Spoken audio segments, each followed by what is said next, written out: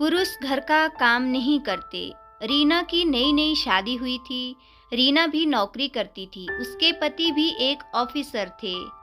रीना ने ससुराल में जाकर देखा कि सभी औरतें घर बाहर का काम करती हैं, पर पति और बाकी पुरुष केवल बाहरी काम करते। घर के अंदर जब भोजन करना हो या सोना हो तभी आते हैं।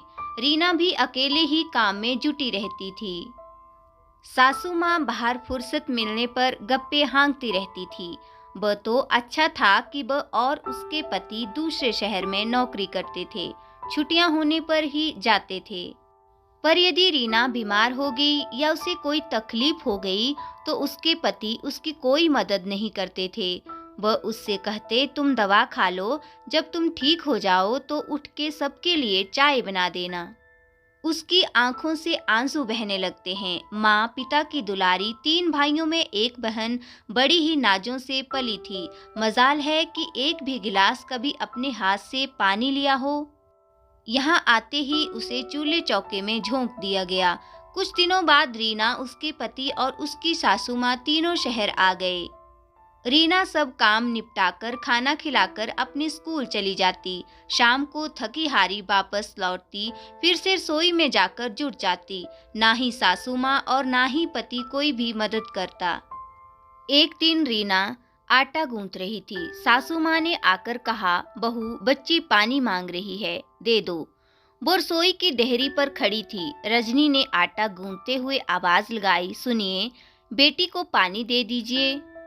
सासू माँ गुस्से से बोल पड़ी, हमारे यहाँ लड़कों से काम नहीं कराया जाता है। कोई मर्द रसोई का काम नहीं करता। तुमने हमारी बेटी से कैसे कह दिया पानी दे दो?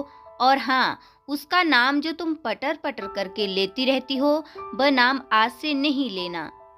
हमारे यहाँ हम बेटे का नाम नहीं लेते, तो तुम कैसे ले सकती हो? रीना ने व्यथित होकर कहा, अम्मा जी, मैं कहाँ नाम लेती हूँ। अब यदि किसी का नाम राम से शुरू होता है तो लेना ही पड़ेगा। सासू माँ ने कहा, नहीं, हरगिज नहीं। उसको उसके गांव या किसी अन्य नाम से बुलाओ। हमारे यहाँ पति और बड़े बेटे का नाम नहीं लेते और ना ही रसोई में कोई काम करने को कहता।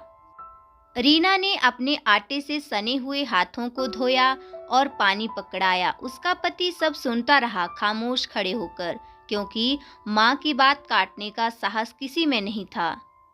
नारी जीवन की कहानी यही तो है। मन में सोचते हुए रीना अपने मायके के ख्यालों में गुम हो गई। उसके बाबूजी भी तो अम्मा के साथ ऐसा ही करते थे। सब बच्चे पढ़ाई करते, अम्मा घर का काम सब अकेले ही करती। सबके कपड़े धोती, कपड़े मशीन पर ही सिलती। बाजार से सारा सामान खरीदने की जिम्मेदारी माँ पर रहती। बाबूजी बस खाना खाते और ऑफिस चले जाते। चाहे अम्मा जितना भी बीमार हो, ब्लड प्रेशर बढ़ने के कारण धड़ाम से गिरकर बेहोश हो जाती हो, पर फिर भी उठकर घर का सारा काम करने लगती है। हाँ, महीने के 4 दिन उनकी भक्ति सिर चढ़कर बोलती तो वह किसी तरह खाना बनाते।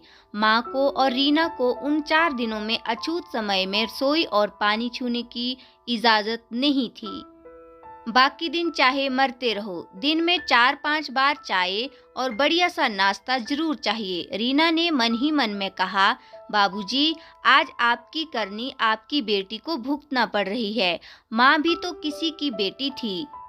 माँ से बताया तो माँ ने भी सब यही कहा। हाँ बिटिया, हमारे घर में घर के पुरुष काम नहीं करते, यही पुरानी प्रथा चली आ रही है। हमारे यहाँ बेटों को राजकुमार बनाकर रखा जाता है। रीना ने सोचा, काश कभी उसके पति 1 कप चाय बनाकर पिलाते। उसके दिल की हसरत कभी पूरी नहीं हुई, क्योंकि उन्हें बचपन से ही घुट्टी पिलाई गई थी। मर्द कभी काम नहीं करते।